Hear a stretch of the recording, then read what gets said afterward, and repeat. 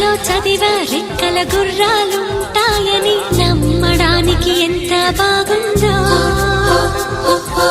బాలమిత్ర కథలో చదివా పగడపు దీవులు ఉంటాయని నమ్మడానికి